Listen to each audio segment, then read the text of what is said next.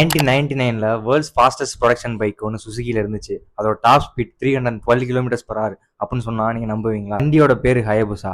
அது உங்களுக்கு எல்லாத்துக்கும் தெரியும். அது எப்படி வந்துச்சுன்னு உங்களுக்கு தெரியுமா? அதுக்கு பின்னாடி ஒரு ரைவல்ரியே இருக்கு. அதை பத்தி சொல்றேன் கேளுங்க. 1990ஸ்ல CBR 1100XX super blackbird Honda ஒரு வண்டி லான்ச் பண்றாங்க. இந்த வண்டி தான் அப்போ வரைக்கும் வேர்ல்ட்ஸ் ஃபாஸ்டஸ்ட் ப்ரொடக்ஷன் பைக் எவர்னு பேரோட வந்துச்சு. டாப் ஸ்பீட் 288 km வரைக்கும் போகக்கூடிய ஒரு வண்டி. சுசுகி அதை ஹண்ட் பண்ற மாதிரி ஒரு வண்டி வேணும்னு யோசிக்கிறேன். அப்படி ஒரு வண்டியும் செஞ்சாங்க. அதோட பேரு ஹயபுசா.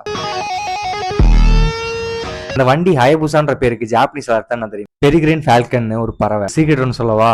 அந்த பறவை அதிகமா வேட்டையாடுற பறவை பேர் என்ன தெரியுமா? Black bird. இது alphabet series letter H. With லோக்ஸை ஃபாலோ பண்ணிட்டு இந்த இன்ட்ரெஸ்டிங்கான வீடியோவை மிச்சத்தையும் பாரு. சுசுகியோட இன்ஜினியர்ஸ் எல்லாம் சேர்ந்து பயங்கரமான ஒரு இன்ஜின் பெட்டர் ஏரோடைனமிக்ஸ்ல ஒரு வண்டி வேணும்னு சொல்லி உருவாக்குனதுதான் இந்த ஹயபுசா.